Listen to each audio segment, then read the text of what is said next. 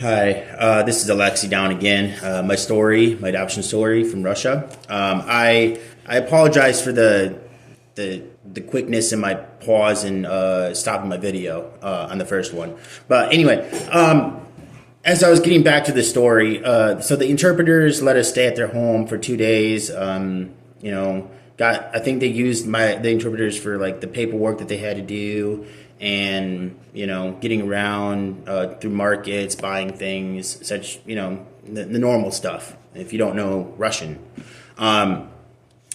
so I would like to put a little bit out about that topic because here's my thing. I feel like if I was an adopter or if I was the person who was adopting children, I feel like I feel like maybe people should take the second to possibly brush up on their Russian or just know the main Russian language, because when you adopt children from another country, it is hard to understand them. It's just impossible. Like it's like a foreign language to you, and you're foreign to that language. I mean, I don't know how to explain it any clearer than that. But anyway, so I feel like in hindsight, I think adults or people that adopt children should learn a portion of the language to adequately understand the child, because the child in Russia only understands like third grade level, or maybe not even language. So you could understand if you just took time to understand the language just a little bit. Anyway, off my rant. Anyway, so the third day or second day, whichever one it was, we get it. We leave the interpreter's house. We get into a taxi. I think the interpreter actually took us to the airport, and we get pulled over by the police again. And they ask us questions, or the people in the front seat questions, and what they're doing, where they're going. And my sister ends up puking in bags in the back seat from motion sickness, and not being in a vehicle ever really, and you don't really go in a vehicle in an orphanage. So that, and then we drive all the way up to the airport. We get to the airport. We get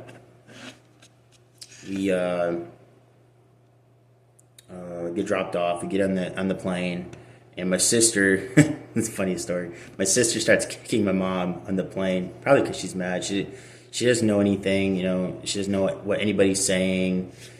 She's not a bad kid. No kid in a sense of like not knowing where you're going, being scared, things like that. It's all takes into consideration of the child. And I'm pretty sure my adopted mom yelled at her and got mad at her, and it's like there's less things to be mad about than a child kicking you on a plane.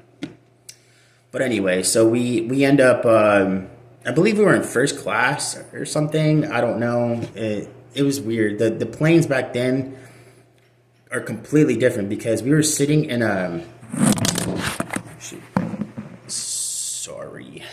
we were sitting in a plane that there's people sitting on both sides of the plane, and or both sides of this table in the plane, and they don't have those here, not unless it's a first class. I'm assuming, I don't know. Then my adopted parents decided to, which now. Here's the downfall with that. The downfall with adopting kids is you don't want them to be in a very, I feel, this is all coming from my feelings and my story, so in my perspective. But if you take children and you throw them again into another setting where there's lots of people, lots of noise, lots of interactions with other people, you're I don't want to say you're screwing up their head, but they're not understanding what's going on because you don't you the adopter does not know the language to explain to the child, hey, these are your grandparents, these are your aunts and uncles, these are your cousins. When we got on the plane, my parents decided it was a good idea to fly to O'Hare, to Illinois, to see our grandparents and our whole extended family on my mom's side. I thought we were another orphanage from where we were at. I was like, oh my God, is this another orphanage? Kids running around. Oh my God, cool. We're another orphanage, but we don't understand what anybody's saying. My sister sat there and ate 5 bananas in one sitting. So that, because we never, as a child in Russia, we never got to experience, well, for us, for me and my sister's sake, we never got to experience these inside of a banana. We ate the peel, the shavings, the little parts of the banana that was left on the peel. So she ate 5 and she got sick. So we did that for, I think it was like a day or 2. We stayed there, got to play with the kids, got to, familiarize with our setting. And then we go to our home in Wisconsin. And we had animals. We had cats. I think we had a dog. We we're like, oh my God, Americans have pets. We didn't. I don't think we even had pets in Russia as a child. Oh well, you know what? That's false. We had a dog. It was either my grandfather or my uncle had a dog, and it was mean. It was so mean. It like tried biting you every time you didn't have food in your hand or something like that. So anyway, we get to Wisconsin and we are treated very well. Like children are supposed to be, treated. We had our own beds, our own rooms, and things like that. Well, throughout the year, or throughout that 8 months that we were there, it started changing. It started changing to the point where, because we didn't know English, our parents would be abusing us mentally, physically, emotionally, to the point where I lost my Russian. The only thing I basically had left, except for my first name. And it was, today, it's very sad. Very sad, because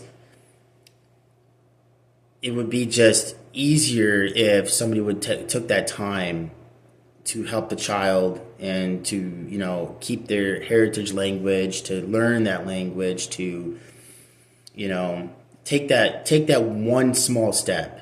But I don't think they knew what they were getting themselves into. I was abandoned as a child in Russia. I lived in the streets with my sister. We got, that's a whole nother story. I'm going to bring that up later on, maybe make a new video for that, because there's a lot to go with that. But anyway, so 8 months into this, we start, it starts changing mentally, physically, emotionally. And I think that's what makes me sometimes who I am today. And it's sad, because I could have been better than what I am today, if you know what I'm saying. I could be better. It could be, could be better. That's just all. So anyway, they sent us to school. I think 3rd grade, we started going to school. Teachers didn't know what we were saying, didn't comprehend. We were not comprehending the teachers or the the students because we didn't know English. It took me a year and a half after so we got pulled out of school to learn Focus by Phonics, which is, it's a box full of like flashcards and videos and stuff like that to learn English. And, but it was done the wrong way. We were yelled at. We were, other things came into play, and it was not very. That's not the way you do it. I mean, there's got to be a different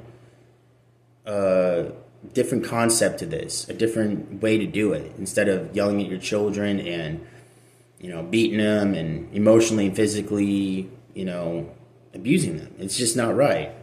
And then a year and a half. It took me a year and a half to forget all of my Russian and to go into school.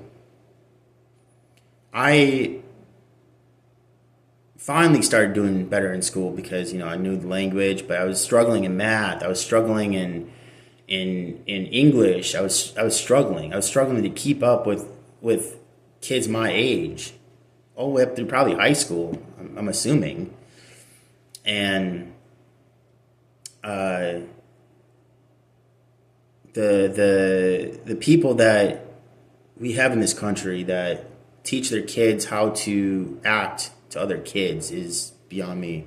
I got made fun of in school for my language, for my accent, for me being from Russia, because all Russians are communists, and you're a communist Russian, you're a spy, you're this. And I probably have dealt with that type of issue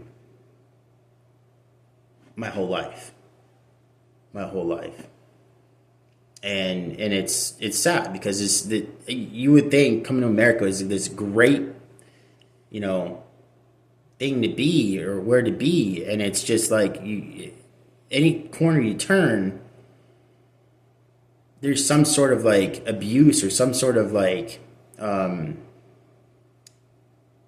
concept behind people not liking certain people or whatever the situation is.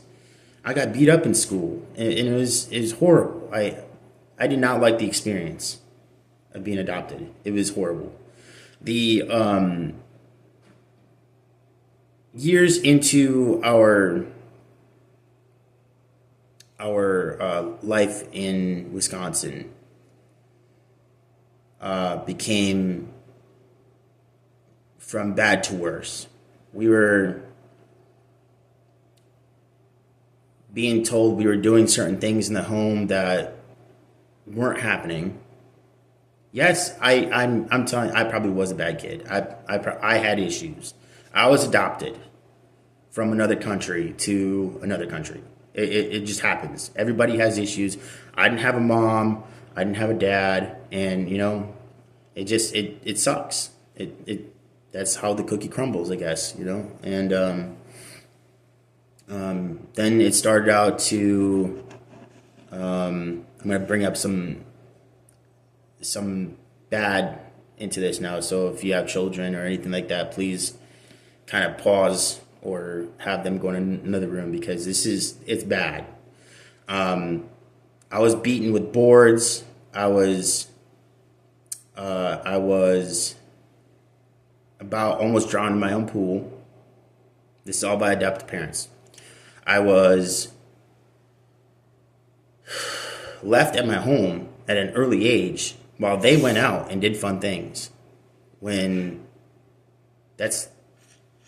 today, that wouldn't have been allowed. You would have had CPS called on you, and that would have happened. Anyway, so that happened, and then I got CPS involved due to all the abuse that was going on. I went and tried to get help from a counselor in 8th grade, and they did absolutely nothing. The child services fails here in America. Fails kids, and has been failing kids.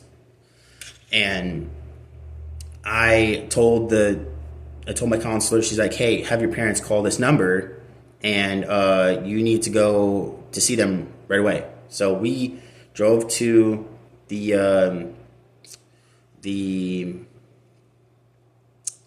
child services place and sat down, and they're like, "Oh, the parents have to stay in the same room because you're underage." So me and my sister shut down, didn't say anything, and that's how it went. And it went for years. I got blamed for killing a cat and beating my dog, which I never did. I never did. I love my cat. I only had one cat that I loved, and I never did anything like that. And to this day, well, one year when my parents were in almost a divorce, my mom was like, "Oh, I believe you. You didn't do that. You didn't do none of this stuff that we believe that you originally did." And it could have happened, by accident, by another animal or whatever. And at that point, my mom, my adopted mom, blamed my adoptive father for everything that happened, even though she was 90% the fault of all this. My sister, so it would be on and off for 3 months on, 3 months off. We got good treatment for one person and bad treatment for the next. 3 months on, 3 months off. And I think that sometimes that's where, like, as a child, and that's how you were brought up, and then that's how you interact with humans in your life, the people that you love, the people that you care about, and they care about you. And